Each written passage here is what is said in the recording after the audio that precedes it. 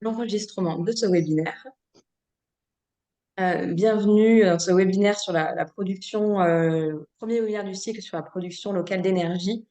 Je suis Oriane Sébil, conseillère environnement à Interconnecté de France. Ce webinaire porte sur les outils à disposition des intercommunalités pour relocaliser la production d'électricité pour maîtriser la facture. Il s'inscrit dans un cycle de 2 webinaires que nous organisons en partenariat avec Engie. Le second aura lieu le 13 novembre et portera sur la production de chaleur. Cela s'inscrit dans une offre d'accompagnement un peu plus large que l'on propose sur la production énergétique. Nous avons d'ailleurs récemment mis à disposition sur notre site une boîte à outils sur la planification des énergies renouvelables. Alors, avant de commencer, je vais lancer un sondage pour connaître vos pratiques en matière d'achat d'énergie. C'est pour aider nos intervenants également à ajuster leur discours. Donc, on va demander comment vous achetez votre énergie. Vous avez 2 modalités, groupement de commandes, achat direct. Vous pouvez répondre directement. Et je mettrai fin au sondage à la fin de l'introduction. Ce webinaire durera jusqu'à 16 h. On a 1h30 ensemble autour d'éléments méthodologiques et de différents retours d'expérience. Alors, sur le déroulé de ce webinaire, l'ouverture sera faite par Frédéric Léveillé, président de Terre d'Argentan. Nous aurons ensuite une présentation méthodologique de l'outil du contrat d'approvisionnement à long terme par Frédéric Devieille, directeur client public, entreprise et collectivité chez Engie. Nous aurons ensuite un temps de témoignage et de réaction autour de cet outil. Nous entendrons notamment Philippe Valco, chargé de mission écologie industrielle et territoriale au Grand Châtellerault, mais nous pourrons prendre à ce moment-là vos réactions également par écrit ou à l'oral. Nous passerons ensuite sur un autre sujet que nous souhaitions aborder, l'autoconsommation collective, avec une présentation des points clés pour une collectivité qui sera faite par Noémie Poisse pour l'énergie partagée et l'association des centrales villageoises. Et enfin, un retour d'expérience sur l'autoconsommation collective qui sera présenté par Frédéric Léveillé. Des temps de questions-réponses sont prévus à différents moments. Vous avez un onglet questions-réponses qui vous permet d'ores et déjà de les poser par écrit. Le webinaire sera enregistré et le replay ainsi que le support seront disponibles sur notre site internet. Alors, je vais clôturer le sondage.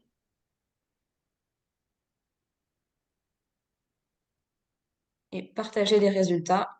Donc, je pense que vous voyez, en termes de pratique d'achat, nous sommes en majorité sur le groupement de commandes, à pratiquement 4 répondants sur 5.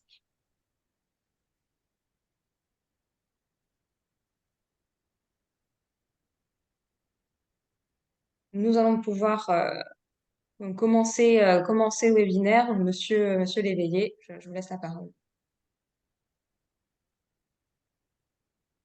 Merci à vous. Je vais être assez succinct dans cette introduction parce que je pense que tout l'enjeu, c'est qu'on puisse prendre du temps aussi pour échanger. Moi, je voulais juste rappeler quelques éléments qui me semblent importants par rapport à la stratégie énergétique des collectivités et en particulier des intercommunalités. C'est évidemment la situation d'un contexte international qui est de plus en plus complexe finalement au fur et à mesure des mois, avec un prix de l'énergie qui est très, très fluctuant et avec des politiques qui aujourd'hui s'orientent vers davantage d'utilisation d'électricité pour demain dans le cadre, y compris, de la stratégie gouvernementale. Donc, un des questionnements qu'on peut avoir sur nos territoires, c'est comment est-ce qu'on peut tendre vers une certaine autonomie énergétique et donc parvenir à produire de l'énergie, et là en l'occurrence de l'électricité, sur nos territoires. Alors comment d'abord peut-être en favorisant un mix énergétique, hein, et je me tiendrai à l'aspect électrique, même si vous verrez, je vous montrerai un exemple qui est celui d'Argentan, où on a un peu plus que cela, mais l'idée c'est qu'on puisse structurer et construire un mix énergétique en fonction de ces situations chacun a une situation particulière, chacun peut donc construire un mix énergétique en fonction de sa situation particulière et des réalités de son territoire. Et ça, je pense que c'est important à avoir en tête. L'enjeu, c'est de travailler sur un mix de façon à pouvoir davantage être en capacité de faire bouger des éléments si nécessaire, parce que justement, on n'est pas sur une situation qui est une situation unique. Alors, je vais vous montrer en introduction rapidement un premier exemple qui est celui de Terre d'Argentan Interco, donc juste pour que vous sachiez tous où est Argentan et où se situe Terre d'Argentan Interco. Donc c'est un territoire qui est au cœur du département de l'Orne, en Normandie, et donc vous voyez un peu moins de 2 heures de Paris en train et à 40 minutes de Caen. Donc c'est un territoire qui fait 715 km². C'est la plus grande intercommunalité de l'Orne en superficie, mais pas en population, hein. C'est un territoire assez varié puisqu'on a à la fois du bocage, de la plaine et du pays d'Auge.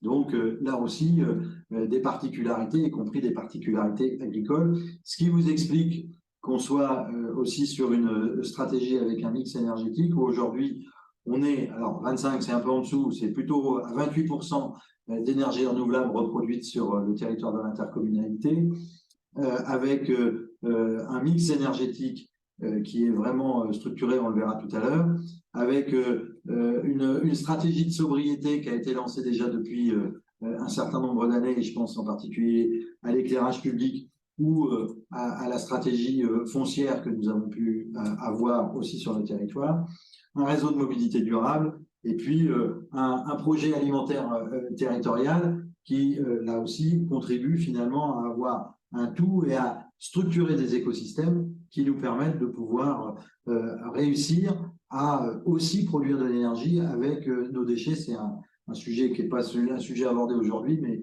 qui peut être un sujet, là aussi, d'intérêt pour nos collectivités.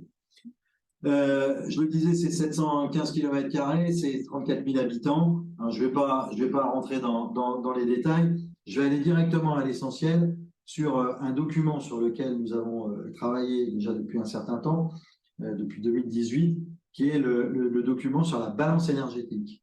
Donc, Oriane, je crois que c'est vous qui avez la main, c'est le 3e document. Voilà, suivant. Voilà. Ce document sur la balance énergétique, pourquoi? Parce que c'est un document qui est assez illustratif et qui nous permet d'avoir une visibilité sur ce que nous consommons en matière d'énergie. Et pour l'essentiel, nous consommions et nous continuons à consommer globalement des énergies fossiles. Et donc, tout l'enjeu, c'est que, alors je pense qu'il faut que vous rappuyez dessus, Oriane, parce qu'il y a des petites choses qui doivent normalement se rajouter. Voilà. On dépensé 105 millions d'euros par an en 2018 pour acheter de l'énergie sur le territoire, de manière tout confondu, hein. Vous voyez les détails aussi bien sur sujet de gaz que de carburant, que de produits pétroliers, etc., etc. Et donc, toute notre stratégie a été de se dire, à partir de cette base-là, comment est-ce que nous pouvons construire un mix énergétique qui va nous permettre de pouvoir avoir davantage d'énergie renouvelable et de produire de l'énergie sur le territoire. Donc, je vais vite sur l'aspect gazier, puisqu'on est un territoire agricole et rural, et donc on a de la méthanisation, c'est de la production de gaz. Comme ce n'est pas l'objet du jour, je le fais rapidement. On a aussi un réseau de chaleur bois. Là aussi, je l'évoque, mais je fais rapidement. Et puis sur les sujets d'électricité, à la fois on est sur du développement de cogénération, du photovoltaïque, de l'éolien, c'est-à-dire que, pour vous donner un ordre d'idée, le département de l'Orne, il y a 26 éoliennes et il y en a 20 sur l'intercommunalité de Terre d'Argentan Interco. Voilà. Donc ça vous donne une idée en termes de production, là aussi, et d'utilisation de l'électricité à partir des éoliennes. Donc on était à peu près à 13% en 2014 d'énergie renouvelable. On est aujourd'hui arrivé à 28%, avec une volonté et une stratégie d'avoir une production énergétique qui, en 2048, nous amène vers une autonomie énergétique de territoire, et avec, c'est le document suivant, Oriane, avec une électricité verte qui, à projection 2030, nous permet d'être à 100% d'électricité. Aujourd'hui, on est à 38% d'électricité, quand en Normandie, on est à 13,6 et en France à 16,9. Donc, vous voyez, ça vous explique un peu la stratégie qui est la nôtre et les actions que nous avons menées et que nous continuons à mener. Alors, je ne vais pas évoquer tout de suite l'autoconsommation collective, je le ferai tout à l'heure, mais en tout cas, c'est vraiment une logique et avec, là encore, une stratégie et une trajectoire que nous avons identifiée, sur laquelle nous sommes partis. C'est le document suivant, Oriane, c'est-à-dire qu'on est parti à la fois sur nos consommations, notre consommation énergétique, sur notre production d'énergie renouvelable, et on y ajoute un aspect qui est un aspect important qu'on évoquera aussi peut-être au cours de ce webinaire. Au-delà de la production, c'est comment est-ce qu'on consomme moins et donc comment on met en place des politiques de sobriété sur le territoire pour pouvoir aussi contribuer et parvenir à inverser une tendance à laquelle nous sommes aujourd'hui plutôt soumis, et avec l'idée de la trajectoire qui est la nôtre, c'est que nous, on arrive sur 2048 avec un territoire à énergie positive. Voilà. Donc, cet axe et cette orientation que nous portons déjà depuis quelques années, elle nous permet de dire qu'on travaille sur des thématiques, je vais pas prendre les 4, mais je vais en prendre 2, sur et la sobriété et les énergies renouvelables, et que à partir de là, on a évidemment un axe stratégique tel qu'on l'a évoqué sur le potentiel économique des actions, à la fois sur une maîtrise du budget de fonctionnement, avec des investissements qui ont des coûts, mais qui sont ce que j'appelle, moi, des investissements productifs, parce qu'ils nous permettent aussi de faire des économies de fonctionnement, avec des financements de projets qui sont partis de stratégies, là aussi, et de schémas directeurs.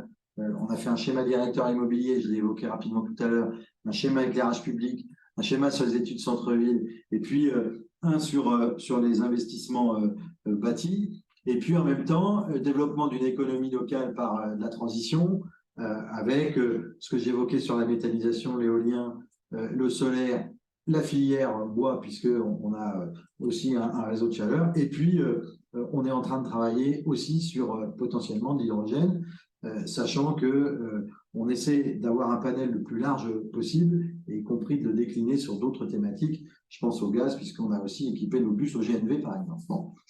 Bref, tout l'enjeu, c'est d'avoir une stratégie qui soit une stratégie de résilience de territoire, et de se donner des moyens et des opportunités pour saisir toutes les évolutions, y compris les évolutions législatives qui existent, pour pouvoir entrer dans une dynamique qui soit une dynamique collective. Et j'y insiste, la dynamique collective, évidemment, elle concerne la collectivité, mais, et en tout cas c'est ce que nous travaillons, elle doit concerner l'ensemble des acteurs du territoire. Et quand je parle de l'ensemble des acteurs du territoire, j'y reviendrai tout à l'heure, mais sont à la fois les entreprises, les exploitations agricoles et les exploitants, ce sont aussi les citoyens, avec un objectif, là aussi, de se mobiliser pour que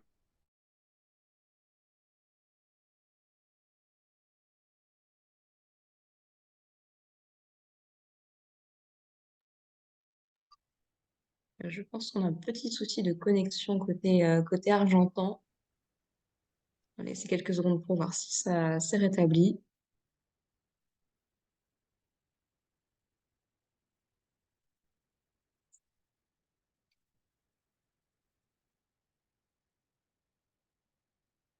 Bon, apparemment, non.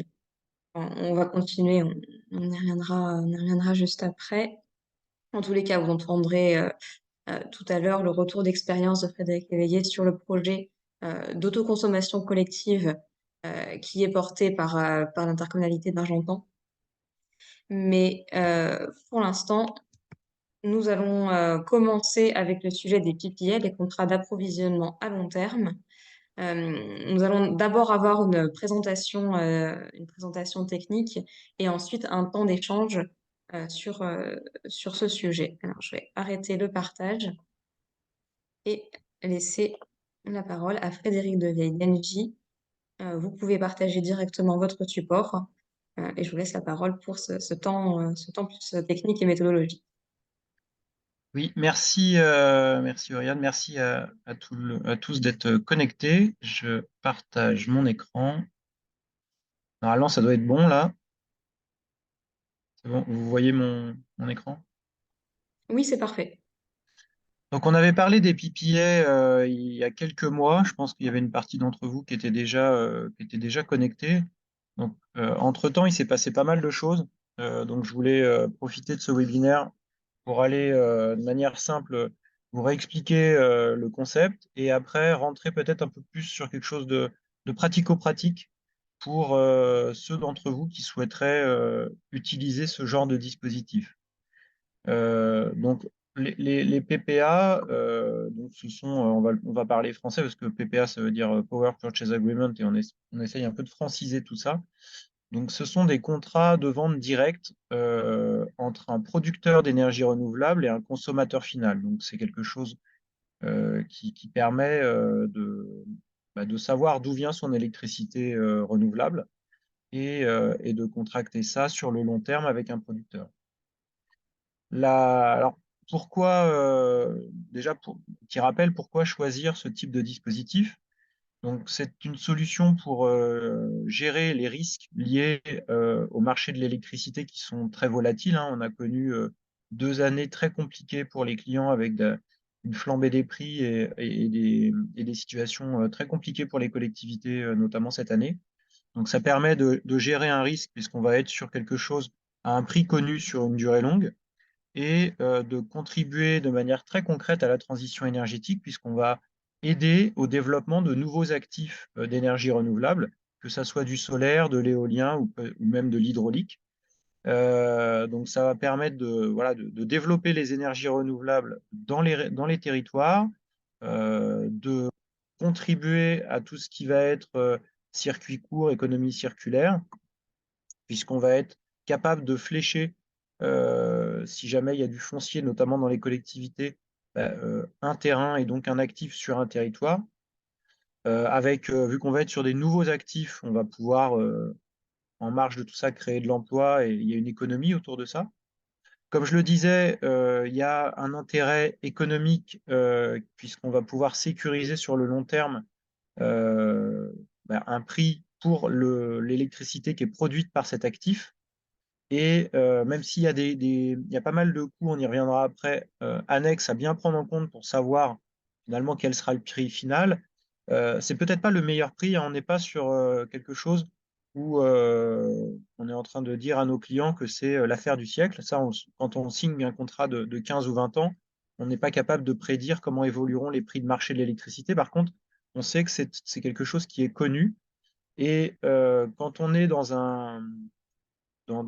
une période où l'Arenh, donc l'accès à l'électricité historique nucléaire, va disparaître fin 2025, vous avez encore beaucoup d'actualités en ce moment, c'est bien de prévoir quelque chose qui va, pour partir, remplacer ce dispositif sur le long terme. Et en tout cas, avec les prix actuels, on est encore sur des prix PPA qui sont tout à fait compétitifs par rapport au prix de marché. Donc voilà, on participe à la transition énergétique dans les territoires avec des nouveaux actifs qui ont quand même des prix encore très compétitifs. Alors, qu'est-ce qu'a apporté la loi APER, hein, la loi d'accélération sur les énergies renouvelables? Déjà, ça permet pour les clients qui sont soumis à la commande publique aujourd'hui, on était contraint par la commande publique à des achats qui se limitaient sur 3-4 ans. Donc, on ne pouvait pas signer ce genre de contrats qui sont très liés en fait à la durée d'amortissement de l'actif. Et donc, c'est plutôt des durées d'amortissement de 15 à 20 ans. Donc là, cette loi permet de définir ça et légitime un contrat de vente directe long terme avec un producteur et donc de sécuriser ça au regard du droit de la commande publique.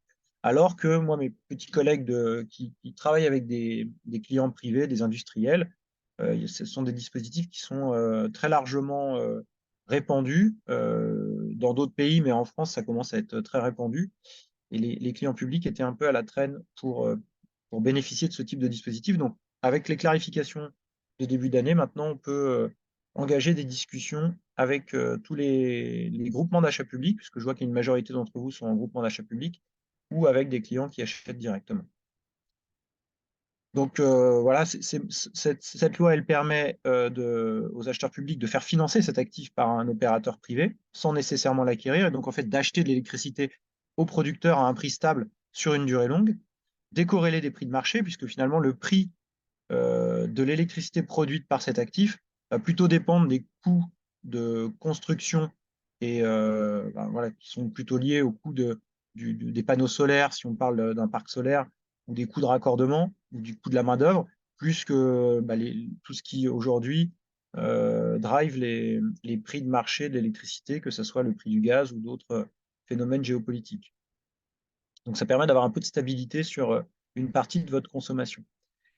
Et puis, ça permet, ce que je disais tout à l'heure, si notamment vous avez du foncier, d'aller flécher vers la construction d'un actif sur votre territoire. Alors, tout ça, je l'avais un peu dit il y a quelques mois, donc c'était histoire de se remettre un peu les idées en tête. Là, je voulais rentrer vraiment dans j'ai envie de faire un PPA, comment ça se passe? Comment ça se passe et comment j'intègre ça dans mon marché de fourniture d'électricité que mon groupement de commandes va passer ou que je vais passer en direct. Déjà, il faut comprendre les différents acteurs qui gravitent autour de ces dispositifs qui sont quand même plus complexes qu'un marché de fourniture d'électricité classique. Déjà, vous avez le producteur. Enfin, il faut bien comprendre il y a 3 rôles, il faut comprendre ce qui se cache derrière ces 3 rôles. Vous avez le producteur qui va construire l'actif, qui va en être le propriétaire initial, qui va s'engager sur un taux de disponibilité, de production, qui va maintenir cet actif-là. Et à la fin, quand il faudra le recycler, le démanteler, c'est lui qui va gérer ça, le producteur. Et puis, il va respecter les obligations vis-à-vis du gestionnaire de réseau quand il va injecter l'électricité sur le réseau. Donc ça, c'est le producteur. C'est avec le producteur que le client va signer sur une durée longue pour un PPA. Vous avez un autre acteur qui est l'agrégateur, qui va en fait gérer le risque d'intermittence de cet actif renouvelable.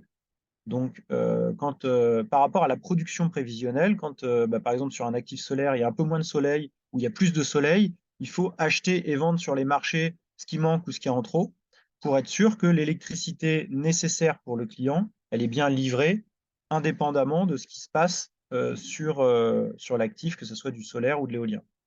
Donc ça, c'est vraiment le rôle de l'agrégateur, de gérer ces risques-là et de gérer ce qu'on appelle de rattacher le point d'injection à son périmètre d'équilibre, puisque vous savez que le gestionnaire de réseau doit toujours gérer cet équilibre entre l'injection et le soutirage.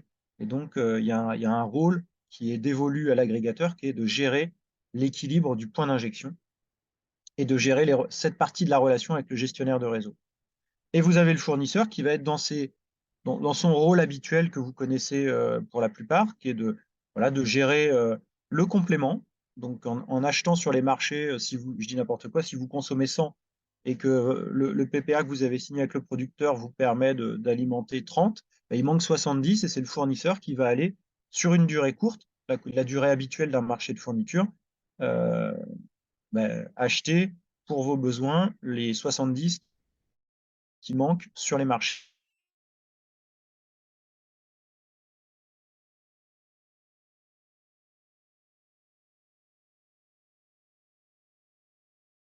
Consommation.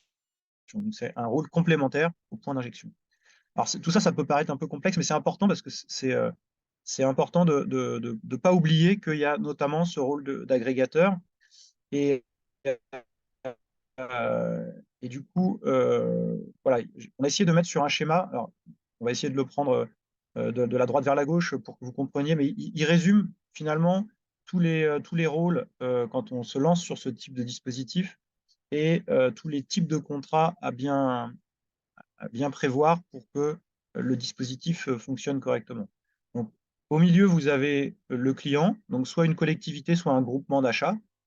Donc le contrat PPA va être signé avec le producteur. Donc le producteur, voilà, on va avoir un contrat, et après, cette électricité, elle doit être transformée par l'agrégateur qui va gérer l'intermittence pour que le fournisseur, donc il y a un contrat d'agrégation entre le client et l'agrégateur, et un contrat de fourniture pour le complément, et aussi pour dire au fournisseur, bah, prévoyez d'intégrer dans mon marché de fourniture tout ce que tout ce que le producteur a produit pour moi. Et donc tout ça, il faut le décrire dans le marché de fourniture, ce qui est un peu différent de ce qu'on a aujourd'hui dans les cahiers des charges pour les appels d'offres de fourniture d'électricité.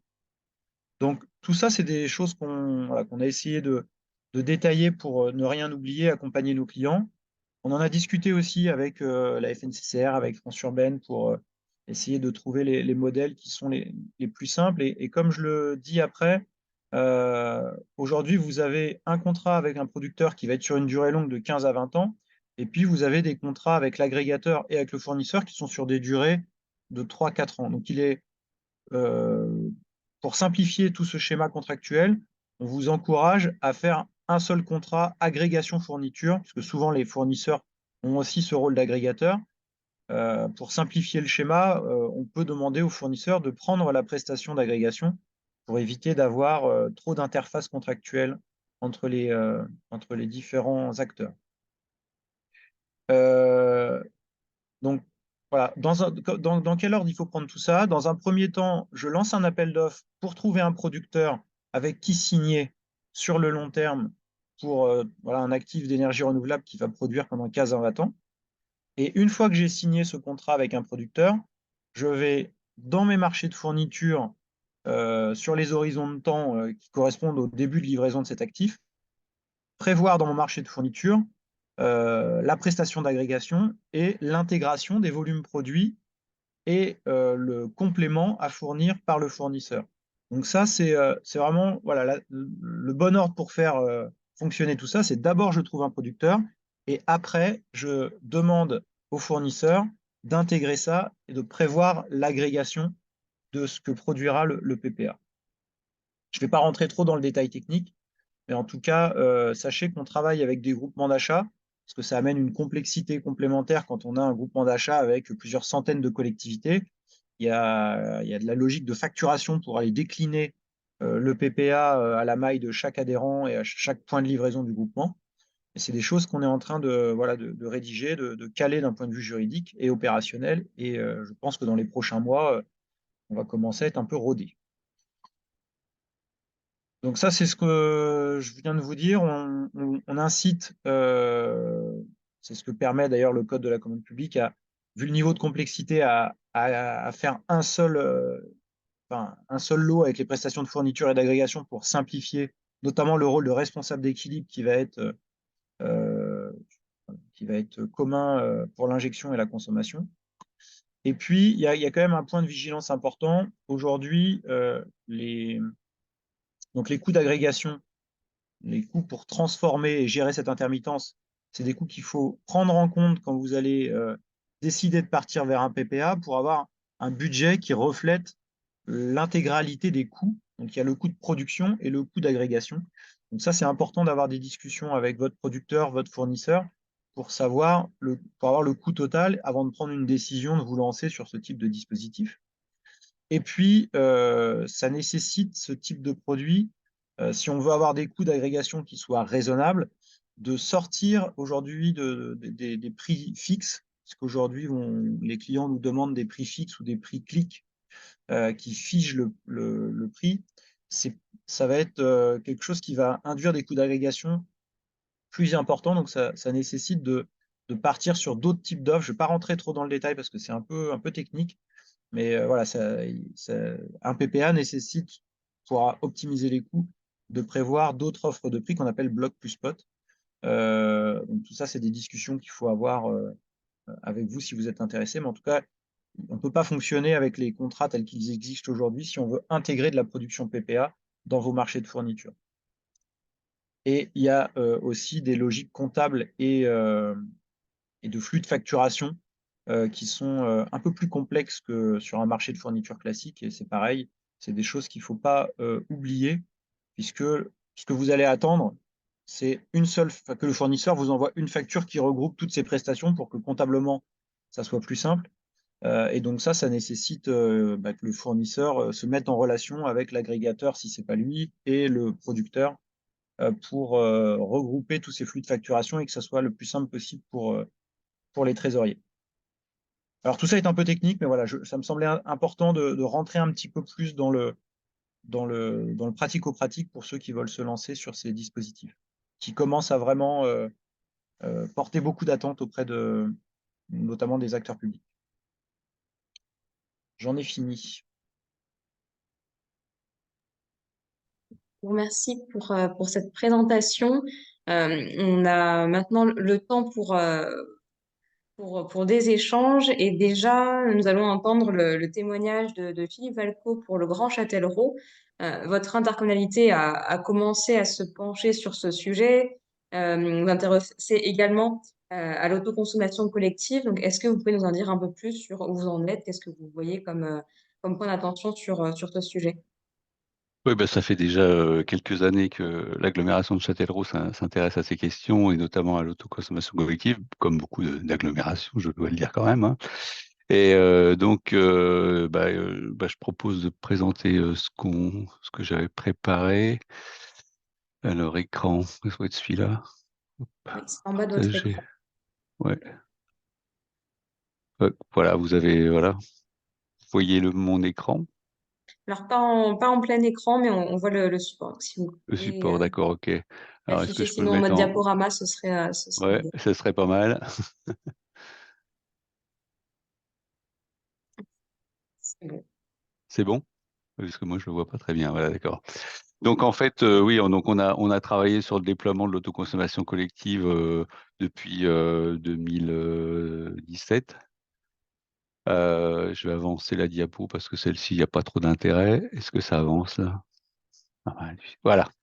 Et bon, alors on a Je pense été... qu'il y a un souci de partage. En tous les cas, j'ai une zone non visible en haut au centre. Ah, d'accord. Oui, c'est ce que j'avais cru Là, je vais le remarquer remettre. tout à l'heure. Bon, je vais sortir du mode diaporama. Alors, on va revenir sur le mode. Tant pis, vous la verrez peut-être pas ensemble, mais je pense que ce sera mieux. Voilà, là, vous voyez la diapo? Oui, là, c'est bon. Ouais, c'est bon.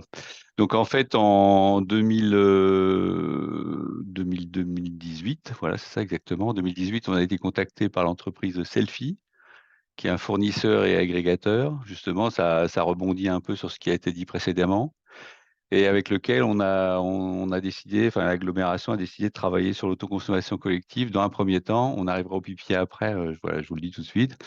Voilà, donc on a commencé à travailler sur ce sujet-là. L'idée, c'était que justement, on mette en place nous-mêmes nos moyens de production et grâce à l'agrégateur que représentait Selfie, on les intègre dans notre marché de fourniture. Donc voilà, Selfie, enfin, c'est une start-up qui a démarré en 2017 et il proposait de travailler sur des circuits courts et puis de l'électricité issue des ENR, produite localement si c'était possible. Donc ça tombait, c'était tout à fait en cohérence avec la volonté de l'agglomération et puis du travail qu'on mène au niveau du PCAET et puis de notre label Citergie. Je vais avancer. En 2019, l'agglomération a investi sur une petite centrale à Nintré, donc c'est une commune qui fait partie de l'agglomération, bien évidemment, de 200, comme on voit ici, de 250 kW crête, donc qui produit 290 mégawatts à l'année.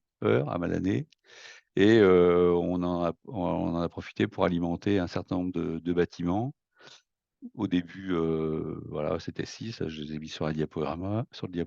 On a l'avantage aussi que nous proposait Selfie, c'est d'avoir un suivi en quasiment tous les mois. On savait, enfin même moins que ça, on pouvait voir les consommations qu'on avait et comment notre production alimentait ces consommations. Après, notre volonté, c'était quand même de travailler sur, enfin, la volonté de l'agglomération, c'est de travailler sur, sur du cons sur de la comment? et des ENR et du local. Donc, je vais avancer la diapo. En 2000, ah, ça marche pas, décidément. On peut avoir la diapo suivante. Voilà, voilà, voilà.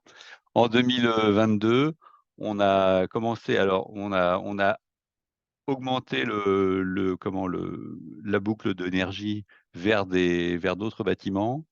Et on a pu, grâce à Selfie, intégrer dans notre production d'une centrale une base solaire, pardon, une centrale photovoltaïque qui était aussi sur Nintré, donc d'un producteur privé, hein, de 5 mégawatts crête, qui nous a permis de renchérir l'offre. Le souci qui s'est passé, c'est que on était content parce que c'est du circuit court. Malheureusement, on maîtrisait pas très bien les coûts de vente de cette électricité produite par Urbasol. Alors fin 2022, en plus en 2022, on connaît tous toute la problématique qui s'est passée sur le cours de l'énergie, ça devenait compliqué, donc on est revenu vers Selfie, on essaie de trouver une solution pour 2023 et il se trouve que fin 2022, Selfie a conclu un PPA avec une entreprise qui s'appelle Apex Energy, sur du photovoltaïque aussi. Et pour 2023, on a pu donc, c'est comme ça qu'on est rentré enfin on connaissait les pipiers, on essayait de voir comment on pouvait en profiter, même si, comme ça a été dit précédemment, la commande publique c'était pas très bien prévu pour ça. Et donc grâce à Selfie, grâce à notre agrégateur fournisseur, dans notre contrat de fourniture, on a pu intégrer ce PPA pour 2023 à hauteur de 1 gigawatt. Voilà. Voilà, s'il y a des questions, je vais y répondre, mais voilà, voilà, je voulais être le plus précis possible par rapport à l'intervention.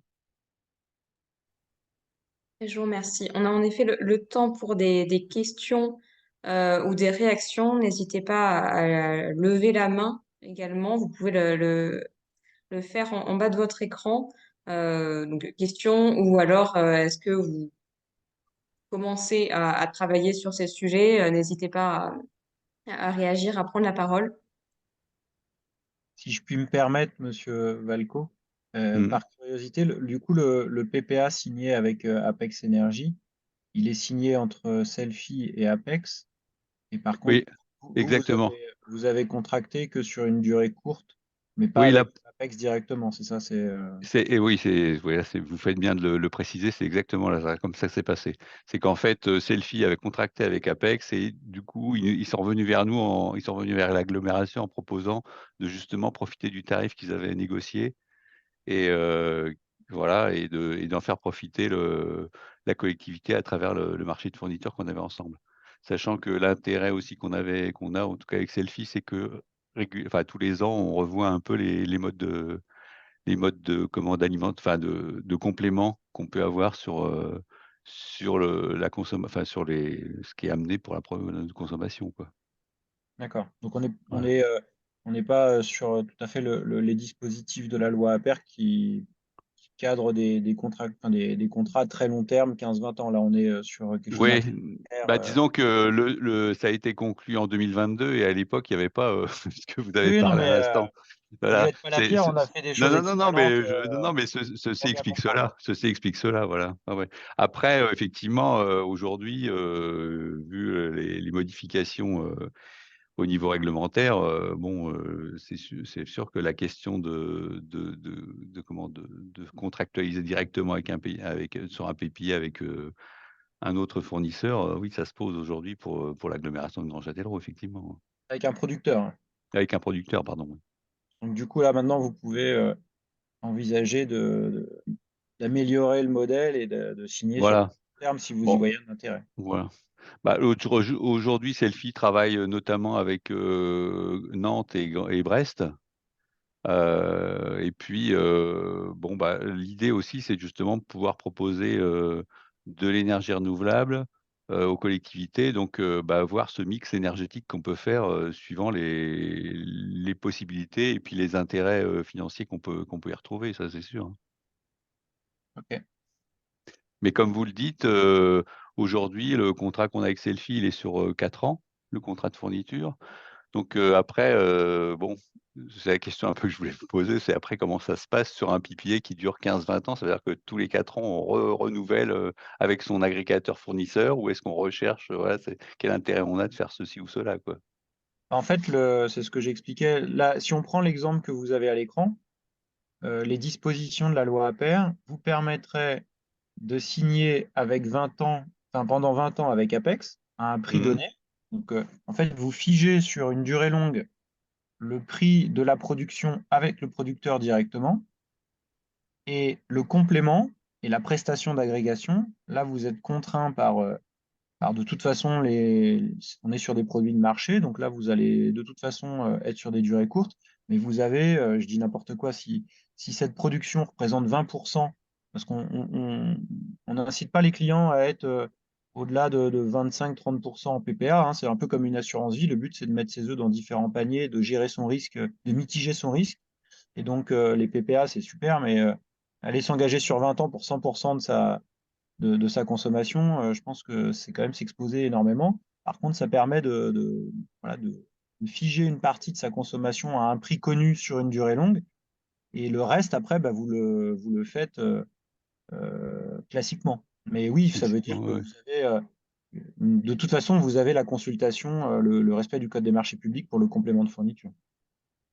Bah, c'est vrai que c'est la réflexion aussi que j'ai avec les entreprises parce qu'en parallèle, dans mon activité d'écologie industrielle, je travaille, depuis le début de l'année là sur un projet d'autoconsommation collective avec des entreprises et c'est vrai que cette question de PPA est forcément venue, sur le est venue dans les dossiers et c'est bon, j'ai eu un peu oui, je suis complètement d'accord avec ce que vous dites en leur disant qu'effectivement, c'est une solution mais ça doit pas ça correspond pas à 100 de vos besoins, ça c'est clair, hein. Enfin, surtout pas, Surtout c'est pas. Bah, oui, oui, c'est clair. pas Bah, une surtout qu'on question. a toujours cette problématique sur une durée aussi longue, on peut pas s'engager sur, voilà, on a aucune Non. visibilité, hein.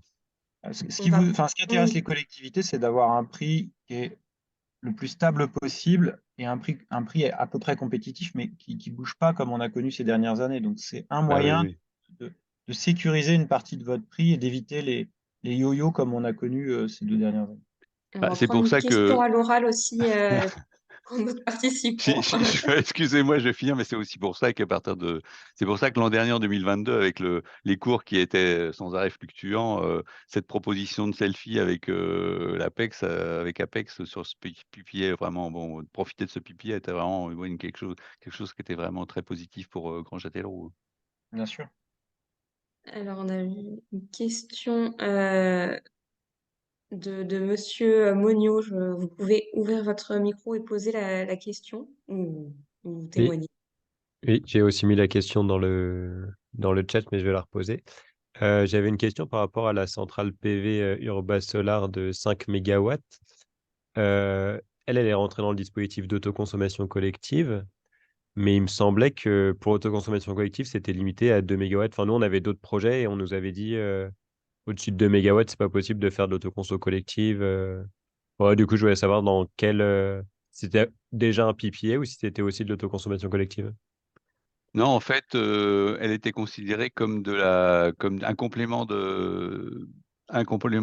C'est-à-dire qu'aujourd'hui, l'autoconsommation collective qu'on a, c'est simplement à partir de la petite centrale qu'on a fait et après, en fait, ce que propose comment Selfie, c'est de faire ce complément avec des productions, extérieures. Donc en fait, il faut considérer cette production Urbasol plus comme une production, extérieure et Donc, c'est l'équilibre que va chercher qui vient faire Selfie. Mm. exactement, que va chercher Selfie. Nous, ce qui nous intéressait aussi là-dessus, c'était aussi le projet, c'est de faire, on a appelé ça, enfin, voilà, dans les services, on a appelé ça de l'autoconsommation territoriale plus que collective, dans le sens où effectivement, on essaie de trouver aussi des producteurs locaux, pour alimenter, nos besoins. Ok, merci. Mais c'est vrai que bon, c'est un sujet que je travaille beaucoup ces derniers temps. C'est vrai que de toute façon, aujourd'hui, c'est limité à 3 mégawatts. Oui, vous avez raison de le signaler. Eh bien, ça nous fait une bonne transition pour la partie suivante qui sera plus spécifiquement sur l'autoconsommation collective. Monsieur Valco, si vous pouvez arrêter le partage d'écran. Ouais, justement, Ouais. j'essaye de alors je fais Je suis perdu. Je vais m'en occuper. Pas de souci. D'accord, je vous laisse faire.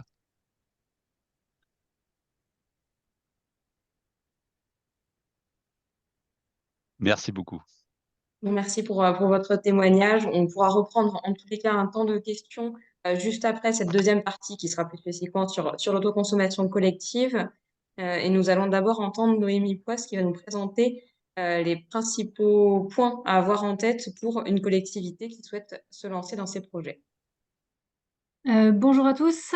Est-ce que vous voyez bien mon écran? Oui, c'est bon. Parfait. Donc effectivement, je vais vous parler un peu plus d'autoconsommation collective. Ça va d'ailleurs recouper pas mal de choses qui ont été déjà dites sur les PPA. Donc moi, j'interviens aujourd'hui pour le compte de l'Association des centrales villageoises et d'énergie partagée. Très rapidement, pour ceux qui ne connaissent pas, Centrale Villageoise, c'est un réseau national de sociétés locales citoyennes de production d'énergie renouvelable qui est un peu historique, qui a plus de 10 ans d'expérience. Et dans ce réseau, il y a beaucoup d'installations photovoltaïques en service qui injectent la totalité de leur production au réseau, mais de plus en plus d'appétence pour l'autoconsommation collective, ce qui explique qu'on commence à avoir un petit peu de retour d'expérience sur des premiers projets. Et ce sont aussi des collectifs qui sont très en lien avec les collectivités, notamment avec les intercommunalités, qui expriment leur intérêt pour monter des opérations en lien avec les citoyens notamment. Voilà un petit peu pourquoi on présente aujourd'hui. Donc l'autoconsommation collective, principe et intérêt. Le principe, c'est tout d'abord de partager l'électricité qui est produite localement par des producteurs d'énergie renouvelable et de la partager avec les consommateurs qui sont situés à proximité. Quel est l'intérêt de ce dispositif ? D'abord, ça valorise la production locale d'énergie renouvelable. Ça va permettre de financer des nouvelles installations de production. Comme pour les PPA, ça permet de réduire et de stabiliser les factures dans le temps. Donc, ça donne de la lisibilité aux tarifs auxquels on achète l'électricité. Et puis, il y a aussi un gros enjeu de faire émerger des communautés locales, de faire travailler ensemble les consommateurs, les producteurs, d'apporter de la sensibilisation sur ces enjeux énergétiques, d'intégrer, on va voir que l'autoconsommation collective est quelque chose de très modulaire, donc on peut intégrer progressivement de nouveaux usages, typiquement de la mobilité électrique, et puis on peut aussi introduire de la solidarité, donc mettre en place des tarifs différenciés, notamment par exemple pour traiter la question de la précarité énergétique. Donc on peut vendre l'électricité à différents niveaux de tarifs. Voilà, donc ça présente quand même un certain nombre d'intérêts, mais il y a aussi quelques limites qui sont, pour résumer, essentiellement la complexité contractuelle qu'il y a aujourd'hui, même si on a de plus en plus de simplifications qui apparaissent. Si on rentre un peu plus dans le détail de la définition, donc il y a un certain nombre de critères qui ont été posés par le législateur pour définir cette autoconsommation collective. Ça a été introduit en droit français par une loi de 2017, puis ensuite il y a eu différents décrets arrêtés qui ont précisé un petit peu comment ça devait fonctionner. Donc, ce partage d'électricité va pouvoir se faire dès lors que les producteurs et les consommateurs sont distants d'une distance maximum de 2 km. Donc, vous voyez que c'est quand même un périmètre qui est assez réduit. Ça, c'est, on va dire, le régime de base. Et puis, il y a maintenant des dérogations qui sont possibles. Donc, diamètre de 10 km lorsqu'on est dans des communes périurbaines et de 20 km lorsqu'on est dans des communes rurales. Donc, finalement, ces deux dérogations elles vont couvrir une très grande partie des cas. Donc, on est de moins en moins, on va dire, sur ce diamètre de 2 km. Une autre obligation qui vient d'être mentionnée là juste avant, c'est le fait que la puissance cumulée des installations de production est limitée. Donc effectivement, on ne peut pas dépasser 3 MW, 3 MW crête si c'est du photovoltaïque. Donc l'autoconsommation collective est quand même destinée à être, on va dire, à former des petites boucles locales à la maille de centres-bourgs ou de petites villes avec des unités de puissance restreinte. Les consommateurs comme les producteurs doivent obligatoirement être accordés au réseau basse tension, voire moyenne tension, dès lors qu'on est sur l'électricité d'origine renouvelable. Et une obligation très importante, c'est qu'on doit avoir une entité alors qui peut être existante ou qui est constituée ad hoc, qui s'appelle une personne morale organisatrice et qui doit être une entité juridique qui va lier tous les membres. Donc tous les consommateurs et les producteurs doivent être reliés par cette entité. Voilà. Et si on rentre un petit peu plus dans les schémas de branchement, je vais le détailler juste après. Il faut avoir en tête que l'autoconsommation collective n'a qu'un schéma contractuel qui ne change rien à ce qu'on connaît déjà sur les façons de raccorder les installations de production. Donc, il est parfaitement compatible avec des branchements en injection totale ou en injection du surplus. Voilà. Si on prend par exemple le cas d'installation photovoltaïque, on peut très bien avoir un bâtiment qui autoconsomme individuellement l'électricité photovoltaïque, qui va injecter le surplus sur le réseau. Ce surplus va être partagé avec des consommateurs voisins. Et s'il reste du surplus, qu'on peut appeler le surplus du surplus, il sera valorisé, notamment au tarif du surplus, si on est pour des installations de moins de 500 kW crête. Et puis, on peut aussi avoir une installation qui produit et qui injecte totalement sur le réseau. Cette production est partagée avec les consommateurs voisins et s'il reste du surplus, ce surplus-là continue à être vendu au tarif de la vente totale si on est dans le cadre de l'arrêté tarifaire pour les installations de moins de 500 kW crête. Donc, vous voyez que c'est une brique en fait qui s'ajoute au schéma qu'on connaît déjà sur le raccordement des installations. Je parle pour le photovoltaïque essentiellement puisque c'est la principale filière qui est utilisée sur l'autoconsommation collective. Voilà, et sachez qu'il est aussi possible entre 500 kW crête et 3 mégas de passer par les appels d'offres de la CRE, appels d'offres CRE autoconsommation, qui permettent aussi d'avoir des compléments de rémunération adaptés au cas de l'autoconsommation collective. Voilà, donc ça c'est un petit peu le schéma de principe. Donc ce qu'il faut retenir, c'est que dans une boucle d'autoconsommation collective, un producteur va pouvoir vendre de l'électricité à des consommateurs, il va faire autant de contrats qu'il y a de consommateurs. Et s'il y a un surplus, il va devoir trouver un acheteur. Alors, ça peut être l'obligation d'achat ou quelqu'un d'autre. Et bien sûr, un responsable d'équilibre pour ce surplus qui part sur le réseau. Et côté consommateur, là aussi, il va y avoir une complexité contractuelle dans le sens où s'il y a plusieurs producteurs, au jour d'aujourd'hui, le consommateur, il va devoir avoir un contrat avec chacun de ses producteurs. Alors, ça pourrait être simplifié, mais pour l'instant, ça fonctionne comme ça. Et le consommateur, il va aussi avoir besoin d'un contrat pour son complément de fourniture, puisque la production renouvelable ne va pas couvrir tous ses besoins. Donc, tous ces gens-là sont réunis dans une personne morale organisatrice qui est l'instance qui va conventionner avec le gestionnaire des réseaux, puisque tout ça fonctionne avec des compteurs communicants qui vont compter les flux de production comme consommation au pas de temps de 30 minutes. Le gestionnaire de réseau donc, va récupérer ces infos et va faire le lien avec les producteurs, avec les fournisseurs, pour que la facturation se fasse en fonction de ces flux et en fonction d'une clé de répartition qui va justement définir la façon dont les flux sont affectés. Donc, ça va être le rôle de cette fameuse PMO, cette fameuse personne morale organisatrice, de lier les producteurs et les consommateurs, comme je l'ai dit. Ça peut être une association, ça peut être une coopérative, ça peut être une entreprise, enfin, peu importe. Ça peut être une collectivité. La PMO, donc elle réunit tous les consommateurs, tous les producteurs. Il peut y avoir d'autres membres non actifs, entre guillemets, c'est possible. Et elle va devoir intégrer une gouvernance qui va régir la façon dont ces consommateurs et ces producteurs vont s'entendre, et notamment aussi la façon dont de nouveaux producteurs ou de nouveaux consommateurs vont pouvoir intégrer l'opération ou en sortir. Cette PMO, c'est elle qui est l'interlocuteur principal du gestionnaire de réseau et qui signe donc cette convention dans laquelle la clé de répartition est définie. Donc, pour expliquer cette clé de répartition, il y a plusieurs façons de faire. Il y a des clés statiques, des clés dynamiques par défaut ou des clés dynamiques. En gros, il faut retenir que vous avez une très grande liberté dans la façon dont vous voulez répartir la production entre les consommateurs.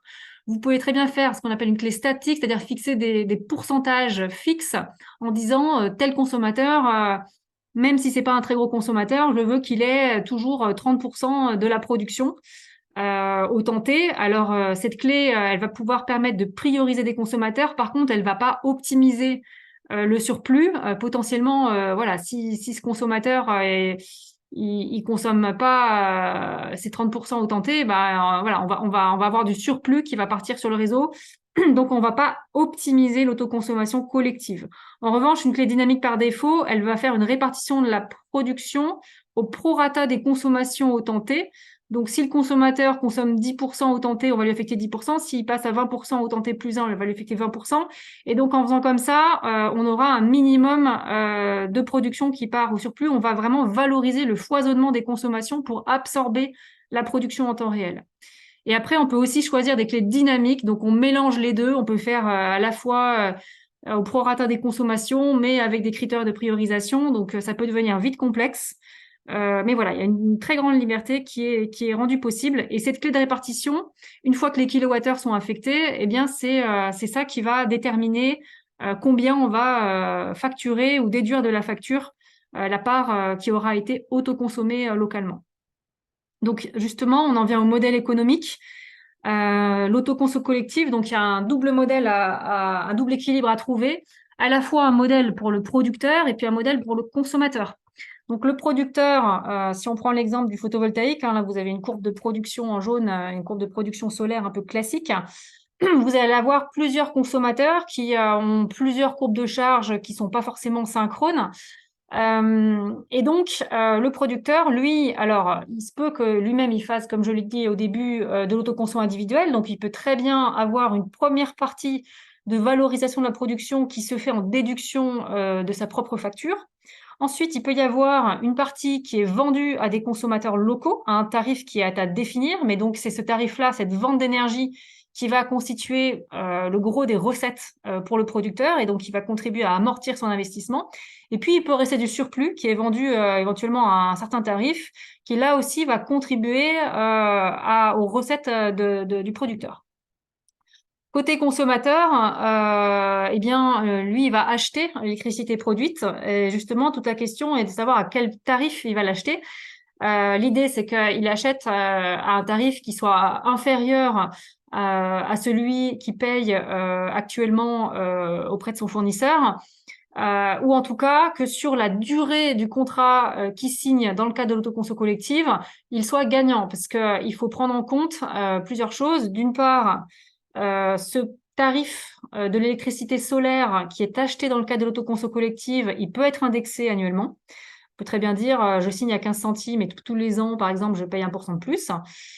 Et pour calculer les économies qu'il fait, il faut prendre en compte le prix qu'il aurait payé du réseau s'il avait continué à se fournir auprès du réseau. Et pour ça, il y a une grosse incertitude, c'est l'hypothèse de l'évolution du tarif de fourniture du réseau dans le temps.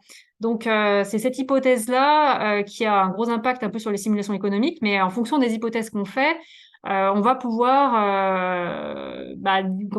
simuler un intérêt plus ou moins important sur la facture. Mais c'est vrai qu'aujourd'hui, dans le contexte actuel des prix élevés de l'énergie, beaucoup de gens s'intéressent à l'autoconsommation, qu'elle soit individuelle ou collective, principalement parce qu'elle a elle permet de baisser les factures. Et aujourd'hui, on a des tarifs de fourniture qui sont bien plus élevés que le tarif d'achat, par exemple, du photovoltaïque, et qui permet normalement d'amortir une installation sur une durée de 15 ou 20 ans, quoi. Il faut avoir en tête que contrairement à l'autoconsommation individuelle, dans l'autoconso collective, les taxes et le TURP, donc tarif d'utilisation au réseau public d'électricité, sont dus. Donc le consommateur, on lui facture un prix de fourniture solaire, par exemple, auquel on ajoute l'utilisation du réseau, le TURP, et les taxes, l'accise de l'électricité, les taxes locales. Ça, c'est important de l'avoir en tête. Mais on va dire que ce TURP et ces taxes, ça va plus ou moins être les mêmes que si il avait continué à tirer du réseau. Voilà, donc quand on étudie un projet d'autoconso collectif, tout l'enjeu, ça va être de définir ce fameux tarif de vente d'électricité pour que les deux parties soient gagnantes. Et comme je l'ai dit au préalable, vu que les consommateurs d'une même opération, ils peuvent avoir des tarifs très variés, et dans une opération d'autoconso collective, le producteur va pouvoir très bien vendre à des tarifs différents selon les consommateurs concernés. J'arrive au schéma qui concerne les collectivités territoriales. Donc, on parle d'autoconsommation patrimoniale quand on va être sur une opération qui concerne une seule entité juridique. Donc, la collectivité va être producteur et consommateur, et donc PMO, c'est elle qui va signer avec le gestionnaire de réseau. Donc, c'est une opération relativement simple. Donc, la production va être autoconsommée. Il peut y avoir de l'autoconsommation individuelle et de l'autoconso collective avec les bâtiments de la collectivité qui sont situés dans le voisinage. Il y a quand même une vigilance à avoir sur la gestion des budgets, donc notamment un équilibrage qui va devoir se faire entre le budget général et le SPIC. On attend un décret d'application de la loi APER qui devrait rendre facultatif ce budget annexe en deçà d'un certain seuil. Ensuite, il peut y avoir des opérations mixtes. Donc là, par exemple, j'ai mis un exemple où la collectivité, elle est productrice et consommatrice. Donc, on repart du schéma d'avant d'autoconsommation patrimoniale, mais on rajoute des consommateurs privés. Donc, la collectivité peut très bien vendre l'électricité à des consommateurs autres publics ou privés qui sont dans le voisinage. Troisième schéma, la collectivité n'est pas productrice, elle est simplement consommatrice. Donc, elle va acheter l'électricité produite par un producteur tiers sur son territoire. Et donc là, eh bien, on rentre dans les contrats de la commande publique. Ça veut dire qu'elle va passer un marché de fourniture. Donc, ça rejoint ce qu'on a dit un peu sur les PPA. Aujourd'hui, ces marchés, ils sont sur une durée courte, mais là encore, la loi APER va permettre de passer sur des durées longues. On attend encore une fois les textes d'application. Sachant que pour les toutes petites opérations, voilà, il y a ce seuil des 40 000 euros qui permet d'échapper à la mise en concurrence quand on est en dessous.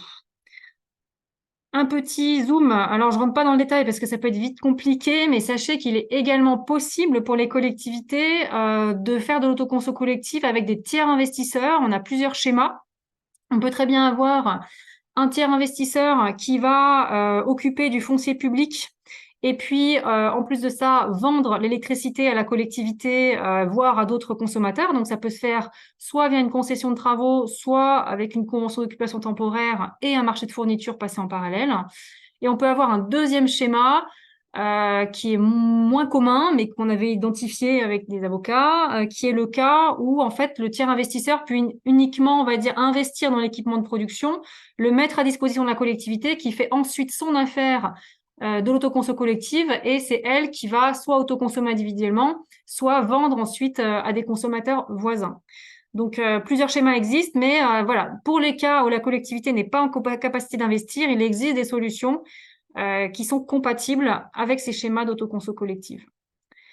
Voilà, donc en synthèse sur les points clés quand une collectivité s'intéresse au projet d'autoconsommation collective, donc bien sûr, avoir une bonne adéquation entre la production et la consommation à la fois journalière, saisonnière, etc.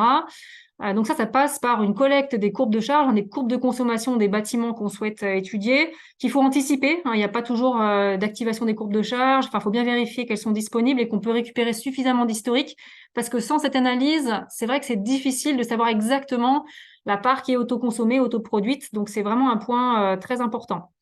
Donc là, voilà, la pertinence énergétique, on va dire, de ces courbes-là, et puis la pertinence économique. Donc regarder le tarif de fourniture des consommateurs. Est-ce qu'ils vont être attirés par l'autoconso collectif? Quel est leur tarif de fourniture actuel? Est-ce qu'ils payent très cher ou très peu cher? Et idéalement, on peut notamment, si on veut aller vite, regarder un petit peu en heure pleine été, qui sont les heures qui vont être principalement substituées par le solaire. Ce tarif-là, comment il se situe par rapport au tarif d'achat de l'électricité photovoltaïque? Ça permet d'avoir une première approche sur l'intérêt d'aller lui fournir de l'électricité d'origine solaire et l'intérêt pour le producteur aussi de pouvoir vendre à un tarif attractif qui va lui permettre d'amortir ses équipements. La question de la PMO qui se pose, si on est sur une opération mixte, quel PMO on va créer, avec qui, avec quelle gouvernance, comment on va se concerter pour définir la clé de répartition. Donc ça, il ne faut pas sous-estimer le côté animation locale entre consommateurs, producteurs, pour fédérer tout le monde autour d'un projet commun. Prise de contact utile avec le gestionnaire de réseau assez vite, pour un petit peu rentrer dans le process et puis commencer à déclarer qu'on veut faire une opération d'autoconso collective, sachant que de son côté, le gestionnaire de réseau, il aura des prérequis à vérifier, notamment que chacun n'est pas dans 2 PMO à la fois, que les compteurs communiquent bien, etc. Ce fameux tarif de vente qu'il va falloir calibrer, donc ça j'en ai déjà parlé. Les règles de la commande publique, si on est sur du foncier public pour la production et en plus que la collectivité veut autoconsommer, donc là, être prudent sur les schémas auxquels on fait appel. Et puis, penser à la suite, c'est-à-dire à la gestion des opérations, parce que aussi bien pour le fonctionnement de la gouvernance de la PMO que pour les facturations des producteurs, ça nécessite, on va dire, davantage d'opérations d'exploitation que sur des installations qu'on faisait classiquement en vente totale. Donc, bien anticiper les coûts que ça représente pour le porteur de projet. Voilà, donc après pour démarrer, donc j'ai mis quelques étapes, donc ce recueil des courbes de charge, les études de potentiel qui peuvent être intéressante à mener en approche multisite, c'est-à-dire une intercommunalité plus tout le patrimoine de ces communes. On lance une grosse étude de potentiel et ça permet de voir un petit peu, rien que sur les bâtiments publics, qu'est-ce qu'on arrive à faire foisonner en termes de potentiel de production et de potentiel de consommation d'autre part. Ça peut être une base pour démarrer, puis ensuite on regarde s'il y a aussi des gros industriels ou des sites privés qui peuvent se rattacher. Voilà. L'autoconsommation collective peut potentiellement être complexe, notamment sur le plan contractuel. Donc, une idée, c'est de démarrer peut-être sur des opérations petites, patrimoniales, et ensuite de les ouvrir à d'autres acteurs pour, on va dire, complexifier progressivement. Voilà. Et puis, j'ai mis quelques interlocuteurs utiles et guides qui peuvent être intéressants à consulter. Je pense que vous aurez les diaporamas pour consulter les liens. Et j'ai terminé. Je peux prendre vos questions. Excusez-moi, si je puis me permettre de donner un regard fournisseur sur l'autoconsommation collective. Je vois passer beaucoup d'initiatives de clients qui oublient un point essentiel, c'est de trouver un responsable d'équilibre.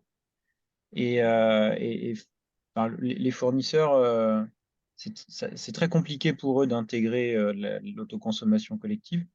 Et donc, il faut discuter avec vos fournisseurs de vos projets pour être sûr qu'il n'y aura pas de problème pour intégrer le projet et que le fournisseur joue le rôle de responsable d'équilibre du point d'injection.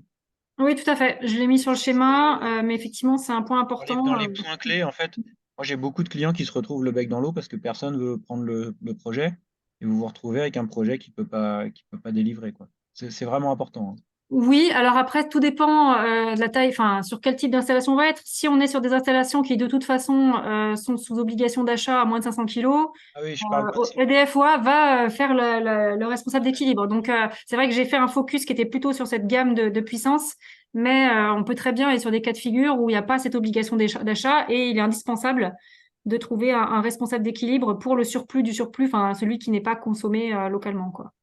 Et visiblement, quand il y a des aides de la région ou des aides, Voilà, on peut, enfin, il y a quand même beaucoup de projets, si vous arrivez à en dire un mot, parce que c'est beaucoup de projets qui sont en difficulté parce qu'il y a eu des aides et que du coup, c'est ça. EDF refuse de prendre ce rôle-là et il se retrouve un peu coincé. C'est vrai dans le Grand Est notamment, il y a des aides de la région Grand Est sur ces opérations d'autoconso collective. Et comme les aides à l'investissement ne sont pas compatibles avec les tarifs d'achat, certains porteurs de projets privilégient le choix des aides à l'investissement, mais du coup ont cette question qui est vraiment importante de pouvoir trouver alors à la fois un acheteur et un responsable d'équilibre pour leur surplus. Et c'est vrai que sur des petits volumes qui en plus sont assez erratiques, c'est extrêmement difficile de trouver des opérateurs. Alors, nous, on les a recensés, il y en a quand même quelques-uns qui font des propositions, mais ils sont pas très nombreux.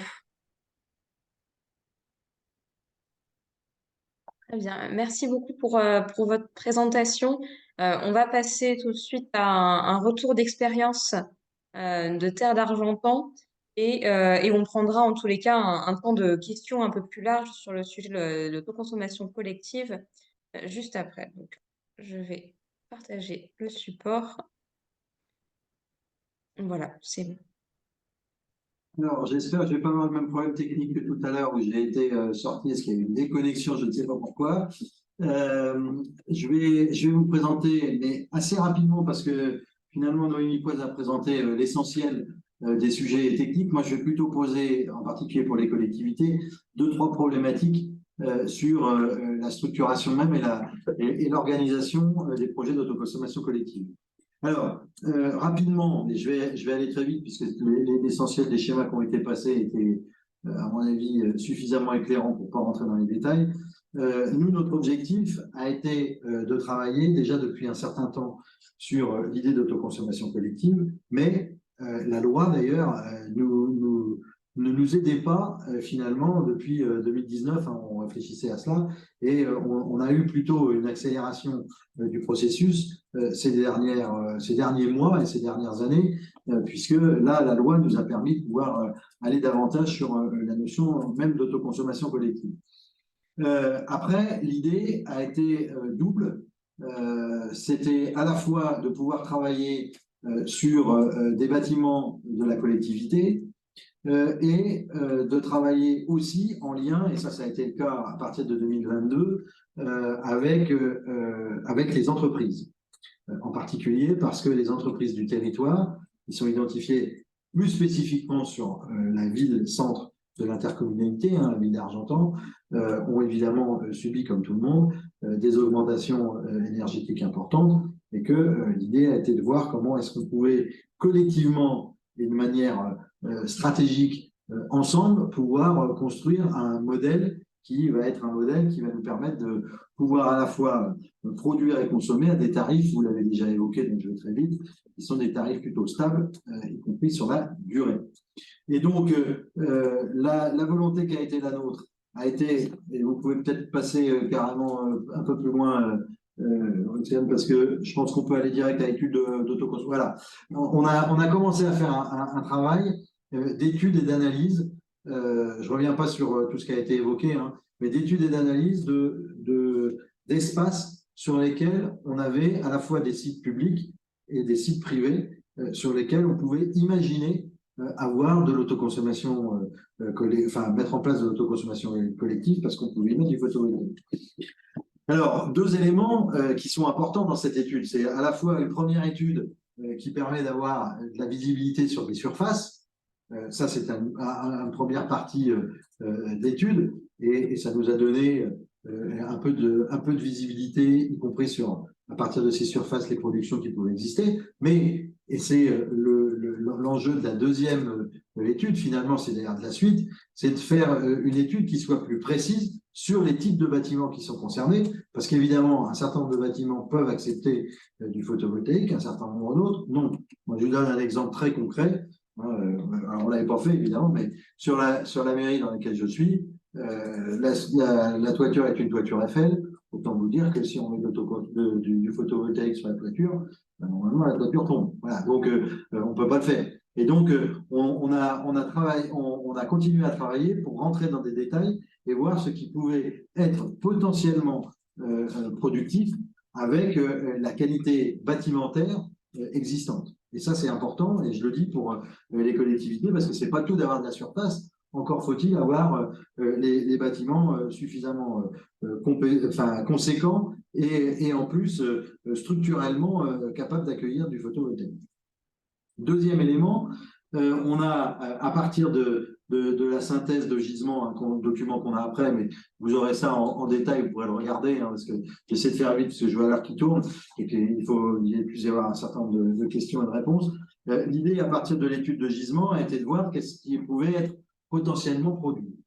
Et avec une double idée, à savoir que la collectivité, ou les collectivités, villes et intercommunalités, avec leurs bâtiments, pouvaient produire et autoconsommer sur le site, mais aussi faire de l'autoconsommation collective à l'intérieur même des deux collectivités, mais aussi avec les entreprises ou les entreprises elles-mêmes, ou plusieurs opportunités, plusieurs possibilités.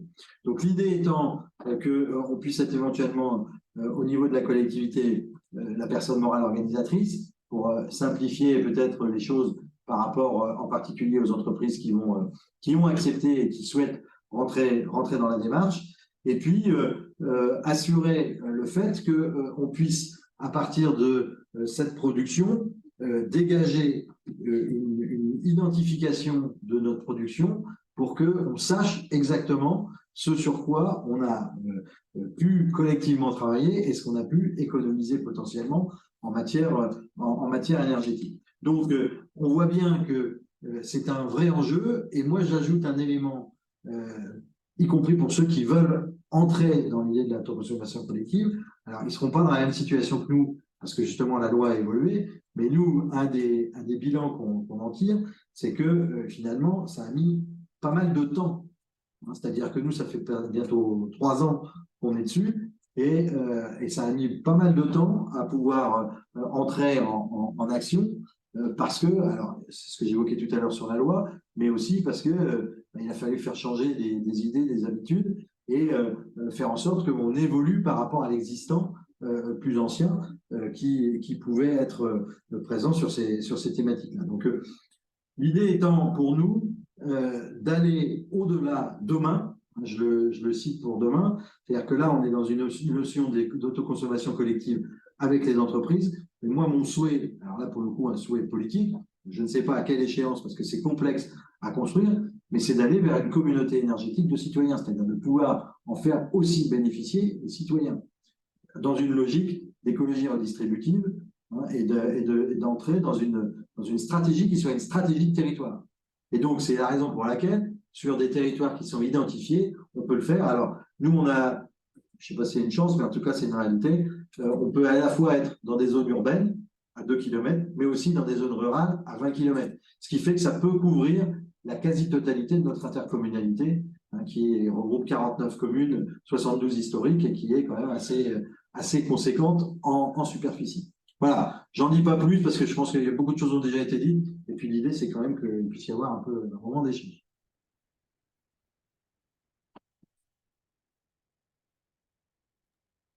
En même temps, pour les questions, n'hésitez pas à poser des questions sur ces sujets. J'en ai une première. Monsieur Léveillé, qu'est-ce que ça représente en termes d'ingénierie et de mobilisation des équipes en interne sur ce projet? Alors, ça représente pas mal de travail, c'est-à-dire que bon, on a, nous, structuré un service urgence climatique qui comporte 6 agents, hein, et donc qui sont assez fléchés. Et donc, on a en particulier un agent qui travaille spécifiquement sur les sujets d'énergie, et donc il est vraiment là-dessus de manière significative, mais aussi sur d'autres projets de développement énergétique sur le territoire, hein, qu'on soit sur de l'éolien, sur de la méta ou sur de l'agrivoltaïque. Voilà, donc on a vraiment un agent qui est dédié là-dessus et qui est aidé aussi par notre économe de flux qui apporte aussi sa contribution, ses connaissances et ses compétences sur le sujet. Voilà. Donc, mais ça veut dire aussi, clairement pour les collectivités, que votre question est judicieuse parce que c'est en effet une réalité complexe pour les collectivités parce que parfois et souvent, on n'a pas l'ingénierie technique à disposition dans nos collectivités. Donc, nous, on a un peu cette chance-là, mais je sais que c'est pas partagé sur tous les territoires. Et justement, sur ce sujet d'ingénierie, Madame Poët, sur les projets que vous voyez également dans le réseau, comment se positionnent les collectivités et est-ce que c'est une difficulté qui est particulièrement rencontrée? Bah, ça dépend un peu de la taille du projet aussi. Si on démarre avec une petite opération ACC patrimoniale, 2-3 points de livraison, voilà, en général, ça peut se faire en interne, quoi. Mais dès qu'on a des opérations plus complexes, mixtes, avec différents contrats qui sont passés de vente d'énergie, etc. Enfin, il y a de plus en plus de prestataires aujourd'hui qui se positionnent sur le marché pour fournir cette prestation de gestion, l'autoconso collective. Donc, il y a aussi beaucoup de collectivités qui externalisent finalement.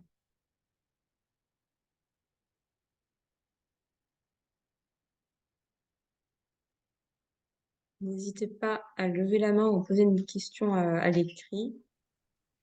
Sinon, si parmi les intervenants, certains ont d'autres points à apporter.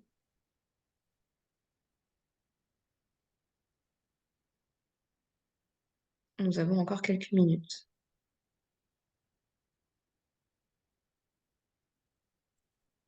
Alors, je vais...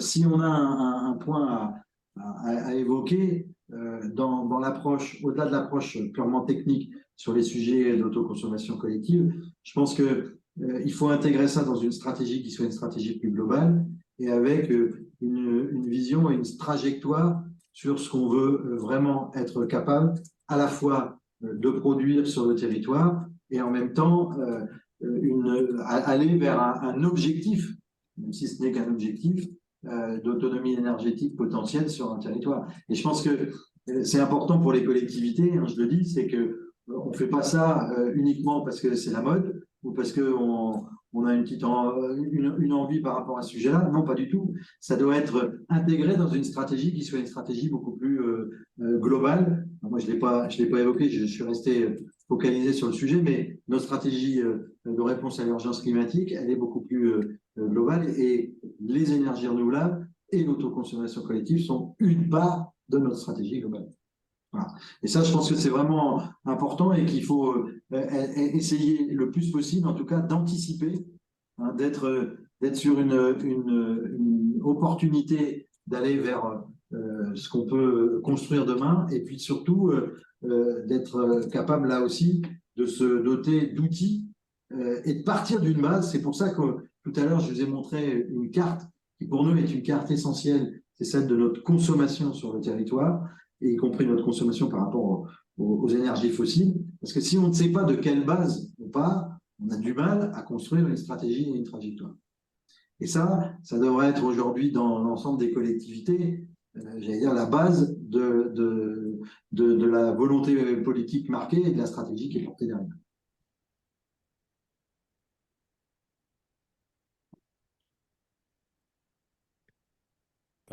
Oui, si je peux ajouter effectivement par rapport à ce qui a été dit et parce que ce qui a été dit même encore précédemment, c'est que c'est vrai que cette étude de la consommation qu'on a, le global, et puis de savoir quand est-ce qu'on consomme, c'est d'autant plus important si on parle de photovoltaïque.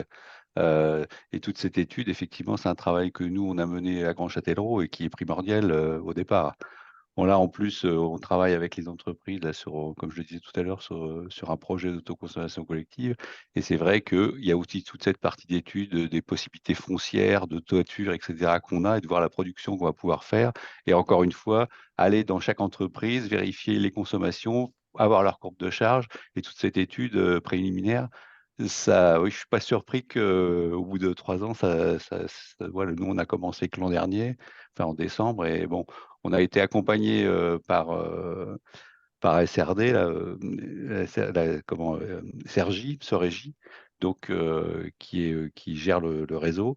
Donc ça nous a on a pu avancer un peu plus vite déjà sur cette question de courbe de charge, mais c'est vrai que c'est un point qui est important. Tout à fait, le volet stratégie, connaissance et animation est absolument fondamental. Mmh. Très bien. Merci beaucoup à tous pour votre participation. Merci à nos intervenants. Le support sera disponible ainsi que le replay sur notre site. Et on se donne rendez-vous le 13 novembre après-midi à 14h30 pour le deuxième webinaire de ce cycle qui portera sur la chaleur. Et vous retrouverez également sur notre site la boîte à outils sur la planification des énergies renouvelables et à venir 2 publications sur les sujets énergétiques, un guide qu'Interconnecté de France réalise en partenariat avec Enedis sur les questions de raccordement des énergies renouvelables électriques, un point sur lequel on a été beaucoup interrogés également, et un guide juridique qui porte sur la rénovation énergétique des bâtiments tertiaires, publics comme privés. Quels sont les outils à disposition des intercommunalités? Donc, ces documents seront prochainement en libre accès sur notre site. Je vous remercie et je vous souhaite une bonne fin de journée. Merci. Merci. Au revoir. Au revoir. Au revoir.